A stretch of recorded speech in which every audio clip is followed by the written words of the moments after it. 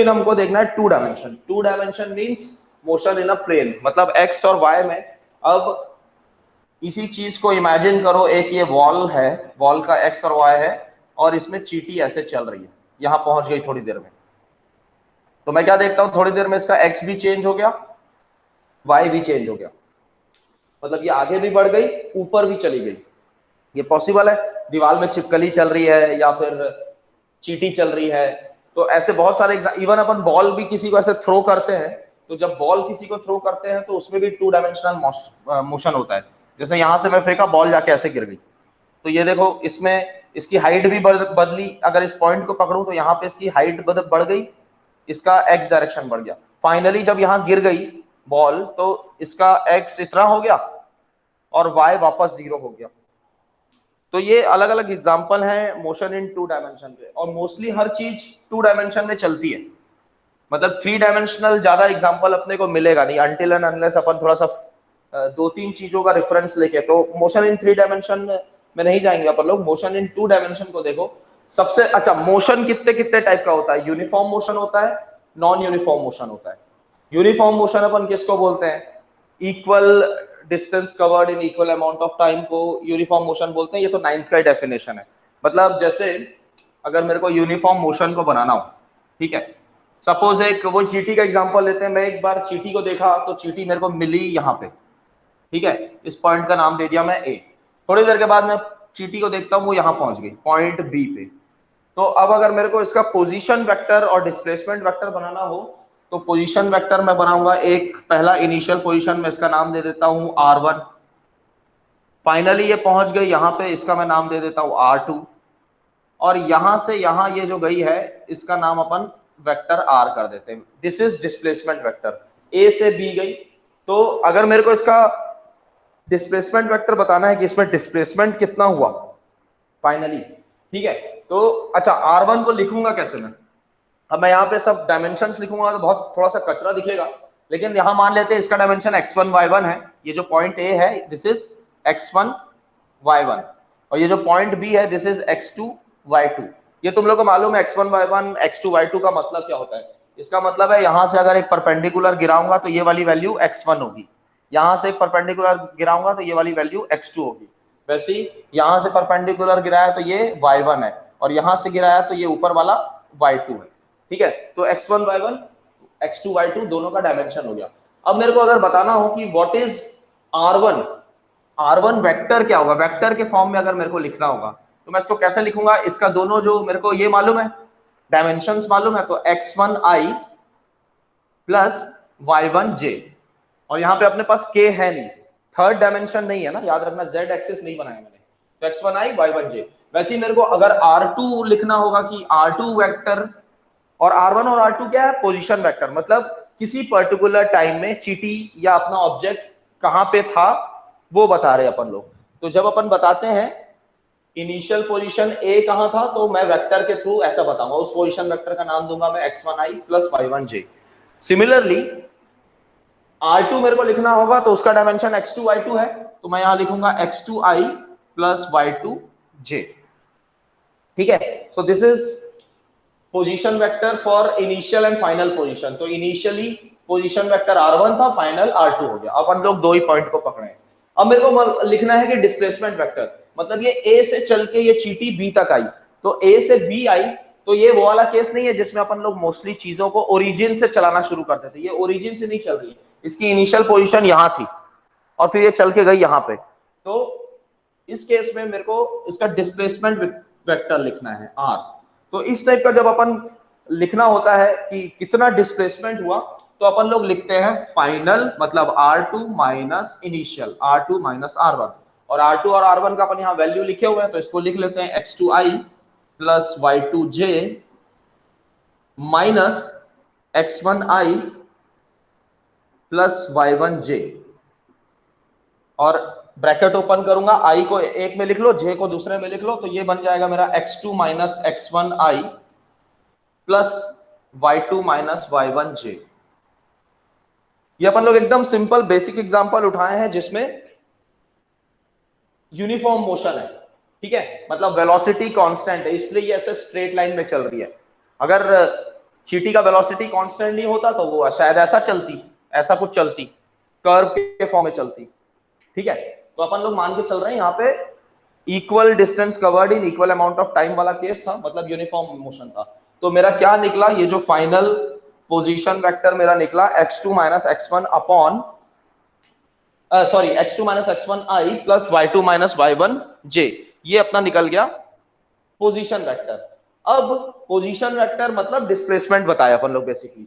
अब अगर मेरे को बताना हो कि इसका वेलोसिटी कितना था इस चींटी का, ठीक है, तो यहां पे अपन एक चीज अज्यूम करेंगे कि जब मैं इसको पहली बार देखा, यहां पे टाइम था मेरा t1 और आखिरी बार जब देखा तो टाइम हो गया t2, मतलब initial time was t1, final time was t2, ठीक है। तो मेरे को ये मालूम है, पोजीशन मालूम है r, तो distance covered upon time taken, velocity का यही फॉर्मूला होता है ना, डिस्प्लेसमेंट अपॉन टाइम। तो अगर मेरे को वेलोसिटी पूछेगा कोई इस चींटी का या इस ऑब्जेक्ट का, तो मैं क्या लिखूंगा, अपना पोजीशन वेक्टर कितना है r2 माइनस r1, और टाइम कितना लगा, final time minus initial time. जब अपन उसको जीरो से नहीं देख रहे हैं तो अपने को टाइम को तो ऐसे ही बताना पड़ेगा। मैं इसको 5वें सेकंड से देखना शुरू किया 8वें सेकंड तक, मतलब 5 to 8 सेकंड तक देखा, तो मैं 8 सेकंड थोड़ी बताऊंगा, मैं तो ये बताऊंगा ना कि 8 माइनस 5, 3 सेकंड्स देखा, तो 3 सेकंड्स में मतलब 8 माइनस 5, t2 माइनस t1, और डिस्प्लेसमेंट कितना हुआ r2 minus r1। So this is our velocity, और क्योंकि ये कांस्टेंट वेलोसिटी है तो एक्सेलरेशन तो क्या यहाँ पे जीरो होगा, एक्सेलरेशन कुछ होता नहीं है, ठीक है। वैसे ही कई बार अपने को इक्वेशन ऐसा देगा, ये जो v है कांस्टेंट वेलोसिटी के साथ कोई जरूरी नहीं हम हमेशा अपन सीधा चल रहे हो, एक्स वाई प्लेन में चल सकते हैं, मतलब एक्स वाई प्लेन में मतलब ऐसा कुछ ऐसा चल रहा है, वेलोसिटी ये v है। तो अगर इसके दो कंपोनेंट मुझे बनाना हो तो ये वाला कंपोनेंट बनेगा vx, ये वाला कंपोनेंट बनेगा vy।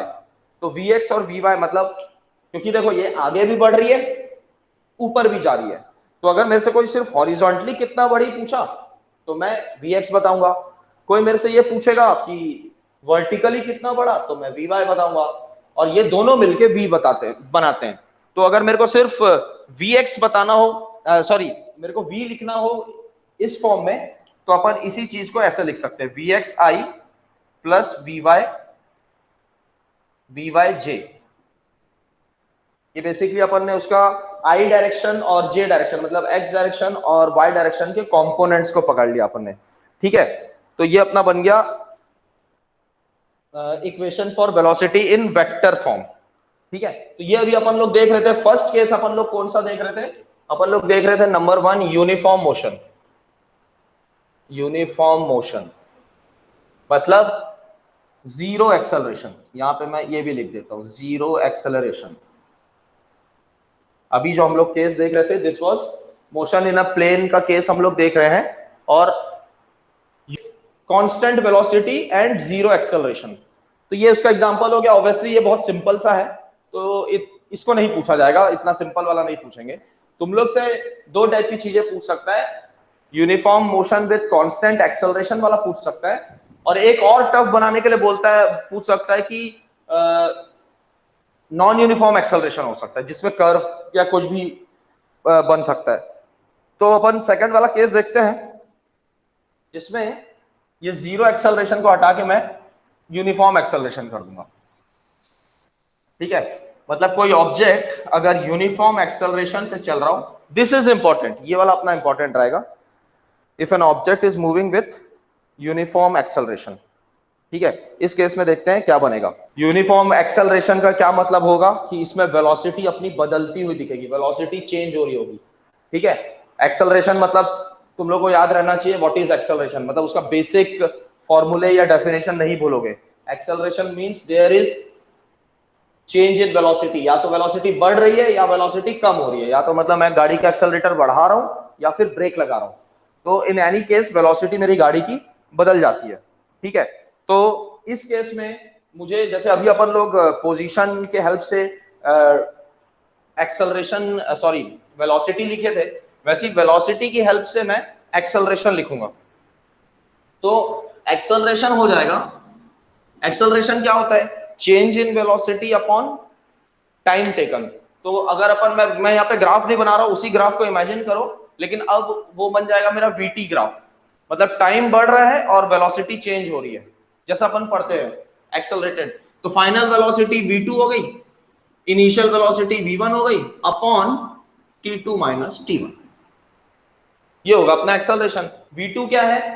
क्योंकि मोशन विद यूनिफॉर्म एक्सेलरेशन है, तो अपनी जो भी गाड़ी या ऑब्जेक्ट या चींटी जो भी चीज है वो अपनी स्पीड को बढ़ा रही है, फाइनली v2 पहुंची। ठीक है, इनिशियली उसका स्पीड v1 था, जिसको v या u भी लिख सकते थे अपन लोग v और u से पढ़ते हैं। और टाइम कितना लगा? Final time minus initial time. Mostly ये इनिशियल टाइम अपन 0 लेते हैं, क्योंकि अपन लोग हमेशा ओरिजिन से देखते हैं। लेकिन t2 माइनस t1 लिखने का मतलब ये है कि देखो, अब अपन 11th का फिजिक्स पढ़ रहे हैं, तो अपन को एकदम सिंपल वाला केस नहीं देखना है, अपने को वो वाला केस पकड़ना है जो सबसे टफ पॉसिबल है। तो सबसे टफ पॉसिबल ये है कि मैं इसको दो अलग अलग टाइम पे देख रहा हूं। अपन आसान बनाने के लिए चीजों को ओरिजिन पे रखते हैं। ठीक है, मतलब हमेशा अपन मानते हैं कि ऑब्जेक्ट चलना यहां से शुरू किया, ऐसे गया, लेकिन क्या जरूरी है क्या हमेशा ये ऐसे ही जाएगा? ऐसा भी चल सकता है, ये इधर से भी चलना शुरू कर सकता था। मतलब वो तो मेरा, देखो अब इसको ऐसे समझो, जैसे मान लो पहले आयुष देखना शुरू किया, तो आयुष जब देखा तो चींटी यहां पे, ठीक है, ये एक्स वाई प्लेन बना हुआ है, यहाँ पे एक्स वाई प्लेन बना हुआ है। आयुष जब देख रहा है तो चींटी यहां है, तो वो बोलेगा मैं जब देखा तब तो चींटी ओरिजिन से चलना शुरू की, बोले ठीक है। लेकिन पलक थोड़ी देर के बाद आई और वो अब इसको देखना शुरू करेगी, तो चींटी तो यहां तक पहुंच चुकी है। तो अगर एक ही फ्रेम ऑफ रेफरेंस या एक ही एक्स वाई प्लेन को देख रहे हैं, तो आयुष तो लिखेगा t2 माइनस जीरो या t माइनस जीरो लिखेगा, क्योंकि उसके लिए इनिशियल टाइम कितना है? t है। लेकिन पलक जब देखना शुरू की तो ये चींटी थोड़ा सा चल चुकी है ऑलरेडी, तो वो उसको जीरो टाइम से नहीं देख रही है, वो उसको t1 टाइम से देख रही है। और फिर थोड़ी देर के बाद वो चींटी यहां पहुंचती है, मतलब यहाँ पे t2 टाइम पे पहुंची, यहाँ पे जब पलक देखी थी तो वो ऑलरेडी t1 टाइम तक चल चुकी थी, तो वो t2 माइनस t1 लिखेगी। तो अपने को ये जनरल केस मालूम होना चाहिए, ठीक है। तो ये t2 माइनस t1 देख के घबराने की जरूरत नहीं है। मोस्टली अपन लोग यहाँ पे सिर्फ t लिखते हैं, t माइनस जीरो लिखते हैं। जीरो का मतलब ओरिजिन से देख रहे हैं अपन लोग, मतलब शुरू से देख रहे हैं। लेकिन जब दो लोग अलग अलग टाइम पे देखते हैं, हर चीज रिलेटिव होती है। तो आयुष के लिए ये ओरिजिन से देखना हुआ, लेकिन पलक इसको थोड़े देर के बाद देखना शुरू की, तो अब पलक उसको जीरो नहीं रख सकती ना, क्योंकि उसने तो थोड़ा टाइम पास कर लिया है, तो उसको t2 माइनस t1 लिखना पड़ेगा। ये बहुत सी सड़ी सी चीज है जो इसमें मैं थोड़ा सा जो टाइम खींचा हूं। इसके अलावा अपने को लिखना है, अब क्योंकि इसकी वेलोसिटी चेंज हो रही है, तो इसका इनिशियल वेलोसिटी और फाइनल वेलोसिटी होगा u और v। इसी को अगर वेक्टर फॉर्म में लिखना होगा तो मैं ऐसा लिखूंगा uxi प्लस uy_j। वैसे ही फाइनल वेलोसिटी को लिखना होगा तो मैं लिखूंगा vxi प्लस vy_j। ये ux uy क्या है, vx vy क्या है? अभी मैं क्या बोला, अपन लोग क्या पढ़ रहे हैं? मोशन इन प्लेन पढ़ रहे हैं। मोशन इन प्लेन में कोई जरूरी नहीं है, देखो ये अपनी जो चींटी है ऐसे चल रही थी, वो ना ऐसे जा रही है ना ऐसे जा रही है, तो इस वजह से एक्स डायरेक्शन में भी मूवमेंट है, वाई डायरेक्शन में भी मूवमेंट है, मतलब वो सीधा भी चल रही है, ऊपर भी चढ़ रही है, दोनों मोशन साथ में हो रहा है। तो मेरे को एक्स डायरेक्शन में उसका इनिशियल वेलोसिटी और वाई डायरेक्शन में उसका इनिशियल वेलोसिटी मिलके उसका टोटल इनिशियल वेलोसिटी बनाते हैं। सिमिलरली एक्स डायरेक्शन में फाइनल वेलोसिटी, वाई डायरेक्शन में फाइनल वेलोसिटी मिलके वी बनाते हैं। और इसी को अगर मेरे को मैग्नीट्यूड अगर इसका बताना हो तो u का मैग्नीट्यूड हो जाएगा ux square plus uy square. ये फॉर्मूला अपने को आता है। वैसे v का मैग्नीट्यूड बताना होगा तो ये हो जाएगा vx square plus vy square. मतलब ये वाला वेक्टर फॉर्म हो गया, ये स्केलर फॉर्म हो गया, मतलब इसमें अपन लोग मैग्नीट्यूड बता रहे हैं उसका, ठीक है। और वैसे ही अब क्योंकि ये एक्सेलरेटेड मोशन है, तो एक्सेलरेशन भी उसी डायरेक्शन में होगा कहीं, तो एक्सेलरेशन को भी मैं लिख सकता हूं ऐसे axi प्लस ayj। ये बेसिकली उतनी इंपॉर्टेंट चीजें नहीं है, ये सिर्फ एक तरह से ना अपन लोग फॉर्मेशन सीख रहे हैं, चीजों को लिखना कैसे है। अगर मेरे को एक्सेलरेशन लिखना हो वेक्टर फॉर्म में, वेलोसिटी लिखना हो वेक्टर फॉर्म में, तो लिखना आना चाहिए। ऐसा नहीं कि अचानक से बुक खोल के अपन लोग देखे तो घबरा के कि अरे यार ये x क्या है, i कहां से आ गया, j कहां से आ गया। अब थोड़ा सा 9th वाले लेवल से अपने को अलग लेवल पे जाना पड़ेगा, ठीक है। वैसे ही अब मैं लिखना चाहता हूं expression for displacement in uniform accelerated motion. ये यूनिफॉर्म एक्सेलरेशन पढ़ रहे हैं अपन लोग, मेरे को डिस्प्लेसमेंट का इक्वेशन लिखना है।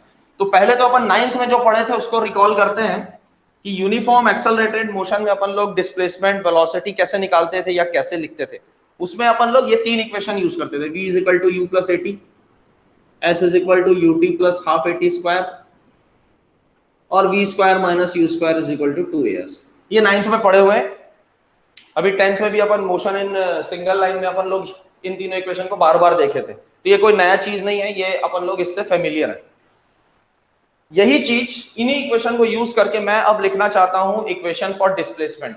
तो डिस्प्लेसमेंट लिखना है तो ऑब्वियसली मैं ये वाला इक्वेशन यूज करूंगा, ठीक है। लेकिन इस इक्वेशन को मैं ऐसा ना लिख के थोड़ा सा मॉडिफाई करूंगा। अब यहाँ पे थोड़ा सा ध्यान देना, पलक थोड़ा सा ध्यान देना। यहाँ पे s is equal to u t plus half a t square एकदम जनरल सा इक्वेशन हो जाता है, सिंपल सा। अपन लोग पढ़ रहे हैं कौन सा फॉर्म पढ़ रहे हैं, motion with uniform acceleration in a plane. मतलब एक प्लेन है, फिर से वही चीटी वाला एग्जांपल, एक्स वाई प्लेन है, ये अपनी दीवार है। इस दीवार में एक चीटी चल के यहां तक आ गई, ठीक है। तो यहां से मेरे को क्या समझ में आ रहा है कि ये एक्स डायरेक्शन में भी बढ़ रही है, ये वाई डायरेक्शन में भी बढ़ रही है, मतलब सीधा भी चल रही है, ऊपर भी जा रही है। तो अगर मेरे को दोनों डिस्प्लेसमेंट को अलग अलग बताना है तो मैं s लिख के नहीं बता सकता। मतलब मैं s बताता हूं तो ये वाला डिस्टेंस बताता हूं, ये जो तीर बना हुआ है। लेकिन अगर मेरे को x बताना होगा, इसका x कितना है, तो मैं ये वाला डिस्टेंस बताऊंगा, ये वाला। और y कितना, मतलब ऊपर कितना चढ़ी बताना होगा, तो मैं ये वाला डिस्टेंस बताऊंगा, ठीक है। अब ये दोनों मेरे से कोई पूछ रहा है अलग अलग करके बताओ, तो इसको लिखने का तरीका, इसका जो प्रॉपर जो फॉर्मेट होता है लिखने का, ये तो अपन लोग 9th में ऊपर ऊपर से जनरल वाला पढ़े थे। प्रॉपर फॉर्मेट होता है, जैसे अगर मेरे को x लिखना है तो मेरे को ऐसा लिखूंगा, x माइनस एक्स नॉट, ये s की जगह ये आएगा, ये क्या है मैं अभी बता रहा हूं, इज इक्वल टू ut की जगह आ जाएगा uxt plus half ax t square, ठीक है। बेसिकली कुछ नहीं है, ध्यान देखो वही इक्वेशन मैंने यहां पे लिखा है, ठीक है, बस उसको थोड़ा सा मॉडिफाई कर दिया है। ये है क्या चीज, इसको समझो। x माइनस एक्स नॉट क्या है, मोस्टली अपन लोग लिखते हैं s, ठीक है, और x के लिए लिखता तो मैं यहां पे x लिख सकता था, लेकिन सिर्फ x कब लिखोगे जब ये चीटी चलना कहां से शुरू की, ओरिजिन से। अभी मान लो आयुष थोड़ी देर के बाद ज्वाइन किया, वो क्या देखता है कि चीटी तो यहां पहुंच गई है कि नहीं। तो चीटी जब यहां पहुंच गई है तो वो सिर्फ x नहीं लिख सकता। आयुष उसको कहां से देखना शुरू किया, उसका x इतना था, मतलब इतना वो ऑलरेडी चल चुकी थी, ठीक है। तो आयुष जब देखना चालू करेगा तो वो x जब उससे पूछा जाएगा वो तो इतना ही बताएगा ना, ये वाला डिस्टेंस बताएगा, ना कि पूरा ओरिजिन से यहां तक नहीं बताएगा, वो जहां से देखना शुरू किया वहां से यहां तक बताएगा। तो इसीलिए वो अपने x डायरेक्शन को कैसा लिखेगा, x माइनस एक्स नॉट। और ux और ax क्या है, क्योंकि अपन लोग सिर्फ x डायरेक्शन की बात कर रहे हैं, तो x डायरेक्शन में उसकी जो वेलोसिटी है उसको ux लिख लिया, मतलब u की जगह ux आ जाएगा। वैसे ही x डायरेक्शन में जो एक्सेलरेशन है वो ax हो जाएगा। सिमिलरली अब मेरे से पूछे कि चीटी बताओ भाई चढ़ी कितना, ऊपर कितना चढ़ी, तो मैं यहां पे लिखूंगा y minus y not is equal to u y t plus half a y t square, ठीक है। ये हो गया अपना x डायरेक्शन में और y डायरेक्शन में इसका मूवमेंट। एक मिनट, नहीं ठीक है, ठीक है। तो y माइनस, अच्छा y माइनस वाई नॉट फिर से क्या है, अगर कोई शुरू से देख रहा है उसको तो इसको मैं जीरो कर दूंगा, y नॉट मेरे लिए जीरो हो जाएगा। तो y नॉट बेसिकली कोई डरने वाली चीज नहीं है, y नॉट और x नॉट ये बता रहा है कि कहां से देखना शुरू किए। जब शुरू से देख रहे हो तो इसको जीरो लिखोगे, और मोस्टली अपन लोग वही वाले क्वेश्चंस उठाएंगे जिसमें शुरू से देख रहे हैं, तो y नॉट और x नॉट को जीरो लेंगे। लेकिन कभी फंसाने के लिए ऐसा क्वेश्चन आ जाए जिसमें शुरू से नहीं देख रहे हो, थोड़ा आगे से देखना शुरू किए, मतलब दो लोगों की बात करेगा कि पलक इसको शुरू से देख रही है, आयुष इसको थोड़ी देर के बाद देखना शुरू किया, तो थोड़ी देर के बाद देखेगा तो वो अपना जो x डायरेक्शन उसको x माइनस एक्स नॉट लिखेगा, और पलक इसको x माइनस जीरो लिखेगी क्योंकि वो शुरू से देख रही है, ओरिजिन से चल रहा है। तो ये एक तरीका है इसको लिखने का, मतलब अपना फॉर्म में। तो ये अभी क्योंकि इस टाइप की चीजें तुम लोग को आएंगी, ऐसा वाला इक्वेशन, तो परेशान नहीं होना कि ये अजीब सा इक्वेशन क्या क्या दिख रहा है। ये बेसिकली यही इक्वेशन है, s की जगह मैं x माइनस एक्स नॉट या y माइनस वाई नॉट लिखता हूं, u की जगह ux कर दिया, a की जगह ax कर दिया, और टाइम तो दोनों को बराबर लगेगा। जब चीटी यहां से यहां पहुंची तो जितने देर में वो यहाँ पहुंची होगी उतनी देर में ऊपर भी चढ़ी होगी। तो टी को अपन कुछ एक्स और वाई के साथ नहीं लिखते, टी मतलब टी दोनों में सेम रहता है। नेक्स्ट जो टॉपिक है वो एग्जाम के पॉइंट ऑफ व्यू से बहुत इंपॉर्टेंट है, और उसमें ये वाला जो अपन अभी पढ़ रहे हैं इसका यूज होगा, इसलिए ये बताना जरूरी था कि ये इक्वेशन आया कहां से। मैं अचानक से वो इक्वेशन लिख देता तो तुम लोग को दिक्कत होता कि कहां से आ गया। तो नेक्स्ट टॉपिक इज प्रोजेक्टाइल। अगर साथ में कॉपी लेके बैठे हो तो इसको मार्क कर लो, इट इज वेरी इंपॉर्टेंट, बहुत इंपॉर्टेंट है ये, ठीक है, बहुत इंपॉर्टेंट टॉपिक है प्रोजेक्टाइल। सबसे पहले तो प्रोजेक्टाइल क्या होता है? Projectile is name given to a body with some initial velocity at some angle with horizontal direction। मतलब अब इसको आसान भाषा में समझो, किसी भी चीज को अगर अपन फेंकते हैं, किसी भी चीज को मैं फेंकूंगा तो उसमें एक इनिशियल वेलोसिटी होगी, और अगर उसमें उसको किसी एंगल से फेंकूं, ठीक है, एंगल जरूरी नहीं है दो। अब देखो किसी भी चीज को अपन दो तरीके से फेंक सकते हैं। एक तो अपन जैसे क्रिकेट खेलते हैं, यहां से कैच फेंकते हैं, उधर से दूसरा बंदा कैच पकड़ता है, या फुटबॉल को किक मारते हैं, फुटबॉल हवा में जाती है फिर नीचे गिर जाती है। एक मोशन ऐसा वाला हो सकता है ना, ये वाला मोशन अपन सब लोग देखे हुए हैं। यहाँ जमीन से मैंने बॉल को फेंका, ये थोड़ी दूर गई और नीचे जाके गिर गई, एक इस टाइप का मोशन हो सकता है। एक दूसरा मोशन हो सकता है, मैं एक ये बिल्डिंग है, बिल्डिंग की छत में चढ़ गया, यहाँ से बॉल को फेंका, मतलब बॉल को मैं सीधा फेंका हूं ऐसे, लेकिन बॉल सीधा तो जाएगी नहीं, वो ऐसे करके गिर जाएगी, बॉल जमीन पे गिर जाएगी बॉल। इस टाइप का दो मोशन पॉसिबल है, इसको बोलते हैं horizontal projectile, this is angular projectile, this is known as horizontal projectile and this is angular. नाम क्यों रखा है सीधे से समझ लो। देखो हॉरिजॉन्टल क्यों बोल रहा है, जमीन के साथ इसका एंगल कितना बन रहा है, 0 डिग्री। जमीन अगर मैं अपने एक्स को यहाँ पे मान लूं तो यहाँ पे कोई एंगल नहीं बन रहा, 0 डिग्री।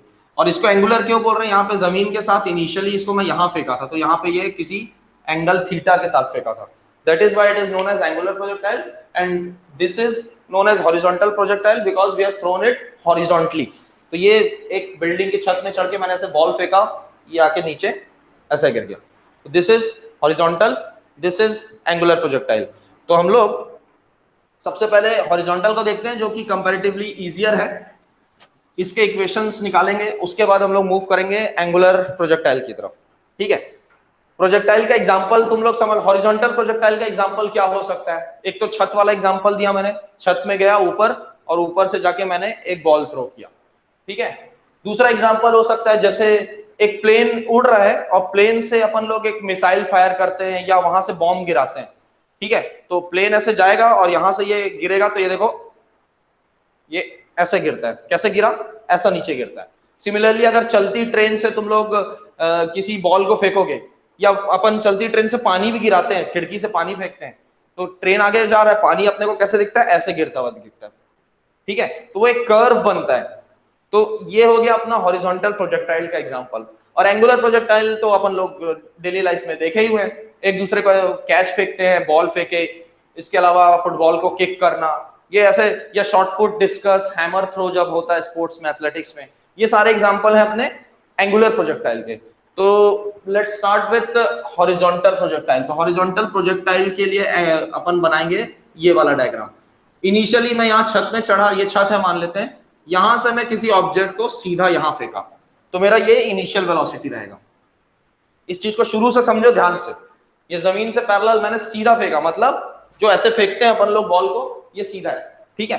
लेकिन बिकॉज ऑफ ग्रेविटी बॉल सीधे तो जाती नहीं है, बॉल ग्रेविटी जैसे ही अपन हाथ से इसको छोड़ेंगे, ग्रेविटी एक्ट करने लगेगी और वो धीरे से आके बॉल नीचे गिर जाएगी, ठीक है। तो ऐसा एक कर्व बनेगा। तो ये कर्व क्या होता है वो भी हम लोग निकालेंगे, और ये इसका कितने दूर जाके गिरता है वो निकालेंगे, कितना उसको टाइम लगा वो निकालेंगे। ये वाला आसान है याद रखना ना, तो इसमें उतना डरने की जरूरत नहीं है, ठीक है। तो what is horizontal projectile? If an object is thrown with an initial velocity horizontally at some height, it is known as horizontal projectile। किसी हाइट पे जाके मैंने उसको फेंका है। तो अपन एक काम करेंगे, for sake of our convenience हम लोग क्या करेंगे, हम लोग देखो कायदे से तुम लोग बोलोगे सर ये एक्स वाई प्लेन जैसा दिख रहा है, ये यहाँ पे ये वाई और ये एक्स दिख रहा है, तो ये ओरिजिन होना चाहिए। ऐसा जरूरी नहीं है। एक्स वाई प्लेन बेसिकली अपन लोग यूज करते हैं अपने कन्वीनियंस के लिए, ठीक है। तो अपने कन्वीनियंस के लिए एक्स वाई प्लेन वो मेरा फ्रेम ऑफ रेफरेंस है, मतलब मेरी मर्जी में एक्स वाई प्लेन को कहां रखूं। तो ये जो एक्स वाई प्लेन ऐसा दिख रहा है, इसको उठा के मैं रख दूंगा कहां पे, यहां पे, मतलब मैं इसको ओरिजिन मानूंगा, मेरे लिए ये ओरिजिन है। तो इसको मैं पॉइंट ओ से रिप्रेजेंट कर रहा हूं, याद रखना। इसका क्या फायदा है तुम लोगों को बाद में अभी समझ में आएगा। मैं अभी बताया था ना वो x माइनस एक्स नॉट और y माइनस वाई नॉट, वो लिखने से मैं बच जाऊंगा, मतलब x नॉट और y नॉट लिखने से बच जाऊंगा अगर मैं ओरिजिन यहां लेता हूं। तो अगर मैं ओरिजिन यहां ना लेके ओरिजिन इसको ले लेता तो मेरे को फिर x की एक वैल्यू लिखनी पड़ती, पहले से इनिशियली मानना पड़ता, सॉरी y की वैल्यू, क्योंकि ये पहले से एक हाइट पे है, ठीक है। x तो जीरो ही रहेगा, यहां रहेगा, यहां रहे x नॉट जीरो रहेगा, ठीक है। तो सबसे पहले अपन लोग निकालेंगे number 1 path of projectile, path of projectile. इस टाइप के उसमें एक क्वेश्चन पूछता है कि प्रूव करो कि पाथ ऑफ प्रोजेक्टाइल जो है, ये वाला पाथ जो है वो कौन सा कर्व होता है। अब वो कर्व का मैं नाम अभी नहीं लूंगा, हम लोग पहले इसको प्रूव करेंगे। और जो बायो वाले हैं वो थोड़ा एक्स्ट्रा ध्यान देंगे, क्योंकि मैथ्स वाले लोग को क्या इक्वेशन, उन लोग मैथ्स में भी वो इक्वेशन पढ़ेंगे तो उनको मालूम होता है, उस इक्वेशन से फेमिलियर रहते हैं। लेकिन बायो वाले क्योंकि मैथ्स नहीं पढ़ रहे हैं तो उन लोग को इसमें दिक्कत हो सकता है, तो उन लोग थोड़ा सा ध्यान देंगे कि वो असल में कैसा होता है। जैसे मैं अगर मान लो मेरा एक इक्वेशन ऐसा आ जाए, y is equal to m x plus c, इस इक्वेशन को देख के अपन पहचान सकते हैं ना कि हाँ भैया ये लाइन का इक्वेशन है। वैसी a square is equal to x square plus y square, ये वैसे शायद पता नहीं तुम लोग पढ़े हो कि नहीं, लेकिन ये जो होता है ये सर्कल का इक्वेशन होता है। तो इस फॉर्म में अगर कोई इक्वेशन आता है तो अपन बोलते हैं कि हाँ भैया यहाँ पे सर्कल बना है, ये जो भी चीज बनी है वो सर्कल बना है। तो वैसे ही अब हम लोग देखेंगे, देखो ये सर्कल तो नहीं बन रहा है, ये तो कोई और ही चीज बन रही है। तो ये क्या चीज बन रही है वो अपन इक्वेशन से इसको पहचानेंगे, ठीक है। तो अब क्योंकि अपन लोग मोशन इन प्लेन पढ़ रहे हैं तो मैं दोनों डायरेक्शन के मोशन की बात करूंगा, मतलब मैं एक्स डायरेक्शन को भी लेके चलूंगा, वाई डायरेक्शन को भी लेके चलूंगा। तो एक्स डायरेक्शन में डिस्प्लेसमेंट कितना है बताना होगा। तो मेरा जनरल इक्वेशन क्या होता है, x minus x not is equal to u x t plus half a x t square, ठीक है। मैं फिर से रिपीट कर रहा हूं, अगर किसी का मिस हुआ होगा तो s is equal to u t plus half a t square ही लिखा हूं, मतलब सेकंड इक्वेशन ऑफ मोशन ही लिखा हूं।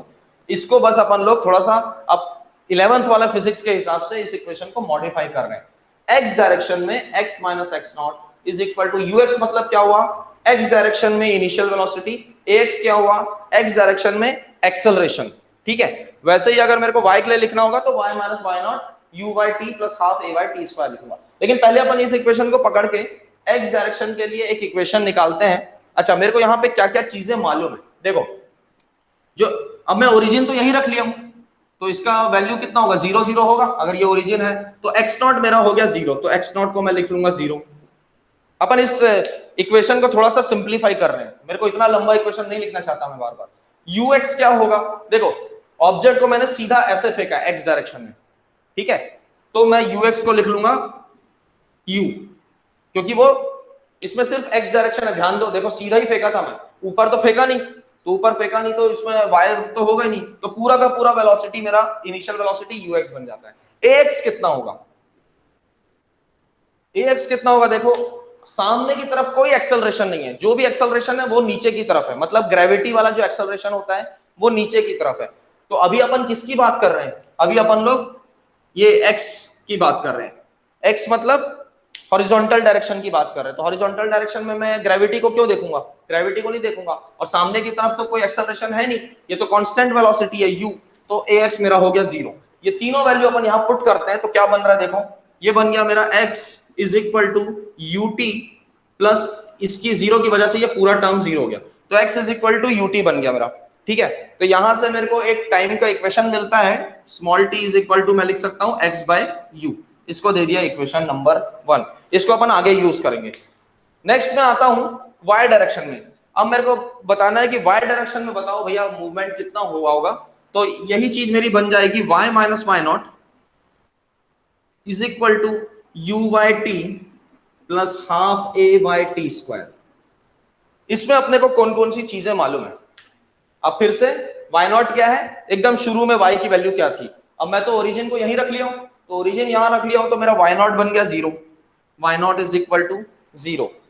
फिर uy क्या होगा, देखो uy होगा 0, क्योंकि अपन तो इसको हॉरिजॉन्टली सीधा फेंके हैं, नीचे तो फेंके नहीं थे, नीचे या ऊपर तो फेंके नहीं थे, तो उसमें y डायरेक्शन तो था ही नहीं, तो अपन तो पूरी वेलोसिटी को x डायरेक्शन में लिख चुके हैं, तो uy में तो कुछ है ही नहीं, तो uy हो गया 0। और ay क्या होगा, मतलब y डायरेक्शन में एक्सेलरेशन, मतलब या तो ऊपर की तरफ, और ये तो ऑब्जेक्ट नीचे गिर रहा है तो नीचे की तरफ, तो नीचे गिर रहा है तो ay मेरा हो गया plus g, ay is equal to plus g. ठीक है, तो ये सारी वैल्यूज अब अपन इसमें पुट करेंगे तो इक्वेशन देखो क्या बनता है, y माइनस वाई नॉट मतलब y माइनस 0 हो गया, y is equal to u y t में ये यू वाई 0 है तो ये वाला टर्म 0 हो गया, तो 0 प्लस हाफ ए वाई की जगह मैं लिखूंगा जी t square, half g t square. अब ये मेरा हो गया equation number 2। From equation number 1 मैं ये जो t की वैल्यू अपन लोग निकाले थे x बाई यू, इसको मैं पुट कर देता हूं यहां पे, तो ये मेरा क्या बन जाएगा, y is equal to half g t square की जगह लिखूंगा मैं x बाई यू का होल स्क्वायर। अब इसमें ब्रैकेट ओपन करते हैं, देखो क्या बन रहा है, ये मेरा बन रहा है हाफ जी, नीचे यहां पे मैं लिख रहा हूं यू स्क्वायर और बाजू में रहेगा एक्स स्क्वायर। इसको ऐसा लिखने का मतलब असल में ये x square upon you square हुआ, यू को मैं इधर ले आया। अब इसमें देखो ये वाला जो पूरा टर्म है, ये पूरा देखो ध्यान से देखो, वो कांस्टेंट है। कांस्टेंट कैसे है, हाफ एक नंबर होता है 0.5, जी जो है वो भी एक नंबर होता है 9.8 मीटर पर सेकंड स्क्वायर। वैसे ये जो यू स्क्वायर है ये भी एक कांस्टेंट होगा for given value of you. जैसे मैं बोल दूं इनिशियल वेलोसिटी इज 5 मीटर पर सेकंड, तो वो कांस्टेंट हो गया ना, तो ये जो यू स्क्वायर है 5 का स्क्वायर 25, वो हमेशा फिक्स रहेगा इस पर्टिकुलर केस में। तो ये सारी चीजें कांस्टेंट है। ये जो x है, क्योंकि ये ऑब्जेक्ट आगे बढ़ के यहाँ पे गिर गया तो x लगातार बदल रहा है, तो ये वेरिएबल है, बाकी सारी चीजें कांस्टेंट है। तो ये किस फॉर्म में आ गया, y is equal to half k x square के फॉर्म में आ गया। इसको और इसको अपन कंपेयर करें तो y is equal to half k x square, या हाफ ना लिख के, अच्छा हाफ लिखने की जरूरत नहीं है, ये तो मैं पूरा एक ब्रैकेट बनाया ना, तो मैं हाफ को भी हटा देता हूं, ये भी तो कांस्टेंट ही है। y is equal to k square, k x square, y is equal to k x square. और ये जो इक्वेशन होता है y is equal to k x, ये इक्वेशन होता है एक शेप का जिसको बोलते हैं अपन लोग पैराबोला। दिस इक्वेशन रिप्रेजेंट्स, मतलब ये y is equal to k x square represents equation of a parabola. तो यहां पे जब ये क्वेश्चन मेरे से पूछा जाएगा कि prove that the shape of या the path of projectile thrown horizontally is a parabola, तो ये तरीका है इसको प्रूव करने का। पहले मैं उसका x डायरेक्शन का डिस्प्लेसमेंट लिखूंगा, उसमें से एक इक्वेशन निकालूंगा, ये वाला, इस इक्वेशन को यूज किया अपन लोग। फिर y डायरेक्शन में मैंने डिस्प्लेसमेंट लिखा, उसमें ये जो अपन टाइम निकाले थे उसको पुट किया, एक इक्वेशन तक पहुंचा, उसको थोड़ा सा रीअरेंज किया। कैसे रीअरेंज किया, कांस्टेंट को अलग लिख लिया, वेरिएबल को अलग लिख लिया, और फिर इसको मैं रिलेट किया मेरे को जो पहले से इक्वेशन आते हैं। यहां पे आके बायो वाले थोड़ा सा फंस जाते हैं, क्योंकि तुम लोग इस इक्वेशन को अलग से शायद नहीं पढ़ोगे, मैथ्स वाले इस इक्वेशन को मैथ्स में भी पढ़ेंगे, तो मैथ्स वाले पहचान जाएंगे कि ये चीज हम लोग क्या पढ़ रहे हैं। तो बायो वालों को थोड़ा सा याद रखना पड़ेगा कि this equation represents equation of parabola. ये जो शेप बना है ना, इसको पैराबोला बोलते हैं, ठीक है। तो this is equation of parabola. तो यहां से अपन लोग इस तरीके से अपन लोग प्रूफ कर पाएंगे कि एक इक्वेशन पैराबोला, ये जो शेप बनता है, ये जो पाथ है प्रोजेक्टाइल का, इसको पैराबोला बोलते हैं। नेक्स्ट अपन देखेंगे टाइम टेकन, मतलब इस ऑब्जेक्ट को नीचे गिरने में या जमीन को छूने में टाइम कितना लगा, तो उस टाइम को बोला जाता है time of flight. Time of flight number 2 अपन लोग देख रहे हैं, time of flight. Time of flight किसको बोलेंगे, यहां हाथ से बॉल छूटने से लेके जमीन में गिरने तक का जो टाइम है उसको बोला जाता है टाइम ऑफ फ्लाइट, ठीक है। तो अपन लोग जो जो चीजें निकाल लिए हैं उसको यूज करना पड़ सकता है। अच्छा, टाइम ऑफ फ्लाइट को हम लोग रिप्रेजेंट करते हैं कैपिटल टी से। कैपिटल टी मतलब टोटल टाइम, तो टोटल टाइम ही तो लगेगा ना, जिस सेकंड में मैं यहाँ इसको छोड़ा और जितनी देर में यहाँ नीचे गिरा टाइम खत्म, तो टोटल टाइम लगा, तो उसको अपन बोलेंगे कैपिटल टी। तो यहाँ पे हम लोग निकालेंगे what is time of flight. फिर से यहाँ पे मैं सेकंड इक्वेशन ऑफ मोशन को पकड़ूंगा, और सेकंड इक्वेशन ऑफ मोशन को मैं लिखूंगा फॉर वाई डायरेक्शन। तो वाई डायरेक्शन के लिए में क्या हो जाएगा, y is minus y not is equal to u y t plus half a y t square. ठीक है, यही इक्वेशन फिर से लिख लिया, s is equal to u t plus half a t square को ही लिखा हूं। अब फिर से मैं वो सारी चीजें लिखूंगा जो मुझे मालूम है for y direction. Y not कितना है, 0, क्योंकि ओरिजिन अपन यहां रख रहे हैं। यही मैं बता रहा था, अगर मैं ओरिजिन यहां ना रख के ओरिजिन को यहां लेता तो मेरे को वाई नॉट की कुछ वैल्यू रखनी पड़ती, तो फिर मेरा यहाँ पे तकलीफ बढ़ जाता, वाई माइनस एक वैल्यू आती, तो ओरिजिन वहां लेके मैं बच गया इन चीजों से। तो अपने कन्वीनियंस के लिए अपन ने यूज किया। यू वाई क्या है, फिर से वही बात, यू वाई 0 है, ये अपन देख चुके हैं। वाई डायरेक्शन में कोई मूवमेंट नहीं, देखो ये एक्स डायरेक्शन में जा रहा है। ए वाई कितना होगा, ए वाई हो जाएगा स्मॉल जी।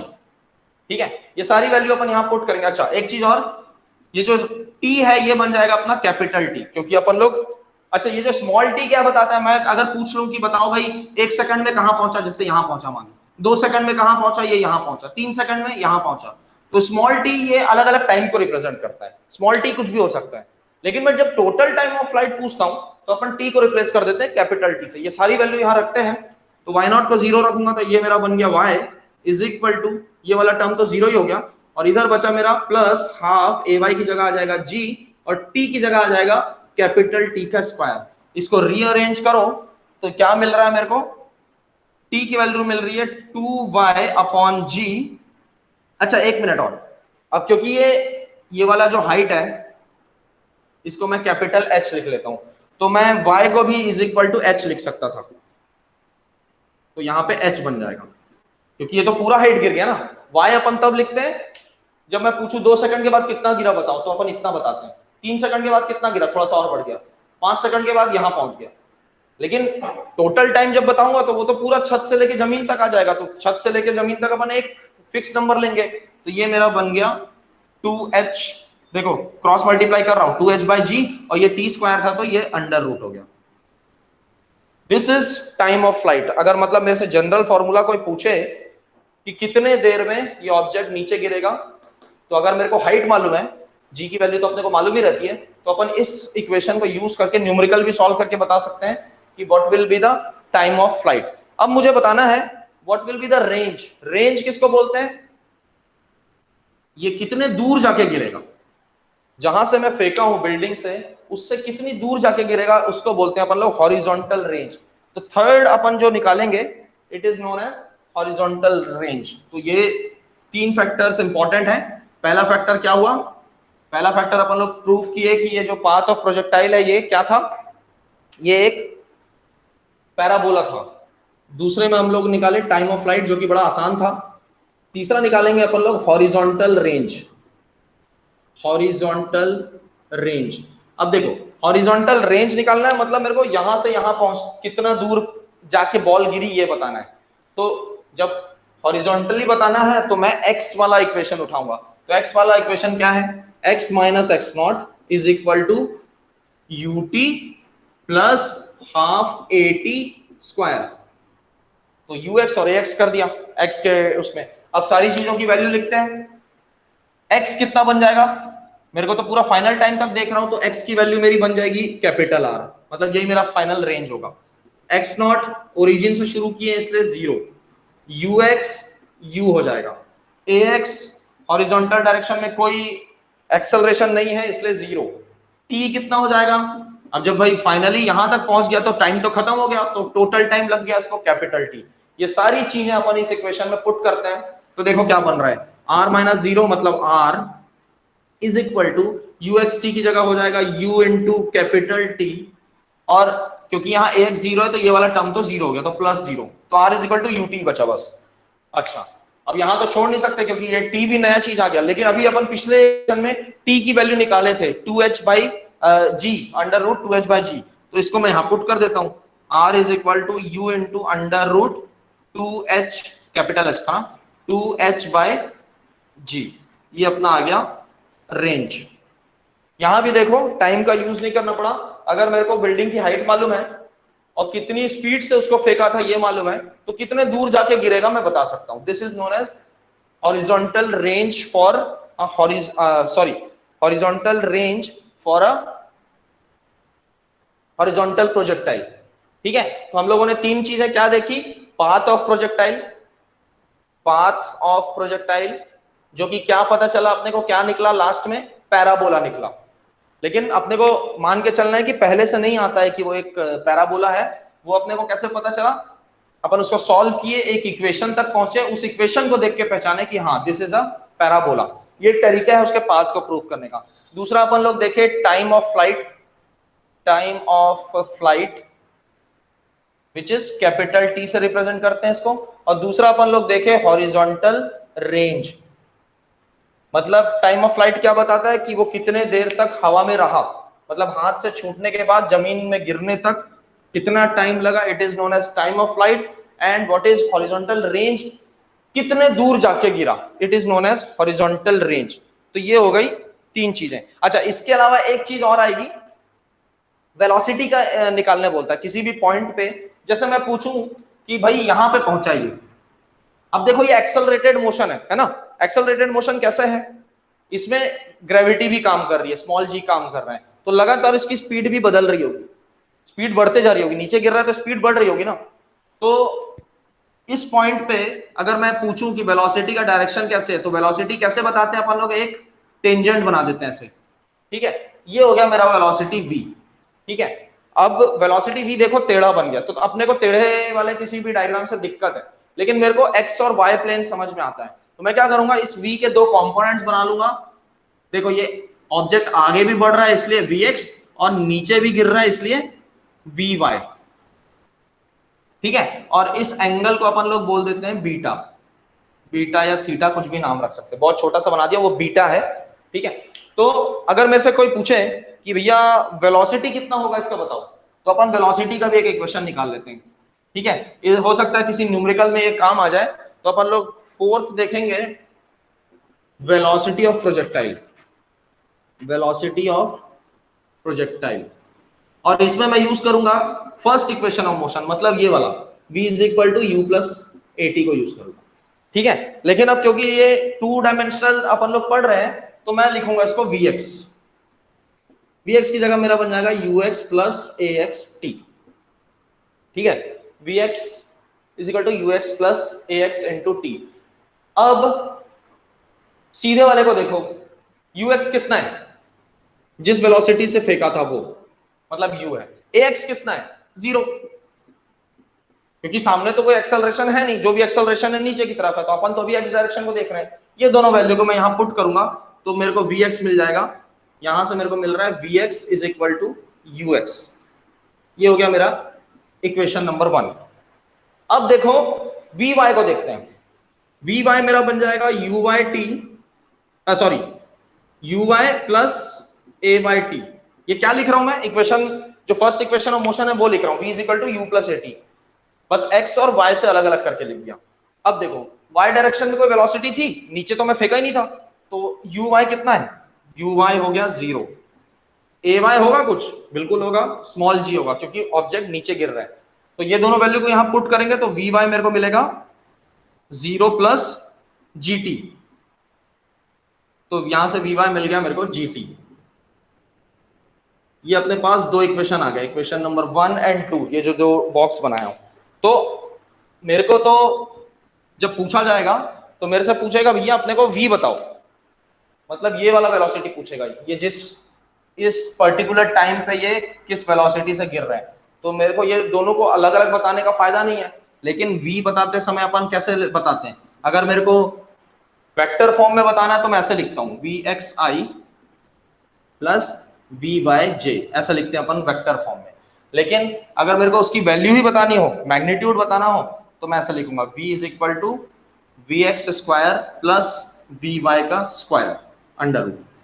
ये होता है अपना तरीका। तो ये वी एक्स और वी वाई की दोनों वैल्यू यहाँ पे पुट कर देते हैं। तो वेलोसिटी जब मेरे से पूछेगा कोई तो मैं बोलूंगा u x square plus g square t square whole under root. ठीक है, ये अपना बन गया वेलोसिटी का इक्वेशन। ये उतना इंपॉर्टेंट नहीं है, लेकिन फिर भी एक चौथा फैक्टर याद आया मेरे को। तो वेलोसिटी अगर किसी भी पॉइंट पे बताना हो तो अपन उस पर्टिकुलर पॉइंट पे यूएक्स कितना होगा? अच्छा यूएक्स तो यूएक्स क्यों लिख रहा हूं मैं, यूएक्स तो यू होगा ना, देखो यहाँ पे यू लिखा ना, u x is equal to u, तो मेरे को ये इसको यू लिखना था, मतलब इनिशियल वेलोसिटी मालूम होनी चाहिए plus g square t square कर दूं तो मेरा किसी पर्टिकुलर पॉइंट पे वेलोसिटी कितनी होगी वो अपन लोग बता सकते हैं। तो ये अपना आज खत्म हुआ हॉरिजॉन्टल प्रोजेक्टाइल। नेक्स्ट टॉपिक जो कि ज्यादा इंपॉर्टेंट है एंगुलर प्रोजेक्टाइल, अब क्योंकि ऑलमोस्ट टाइम हो गया है, हम लोग उसको नेक्स्ट क्लास में देखेंगे।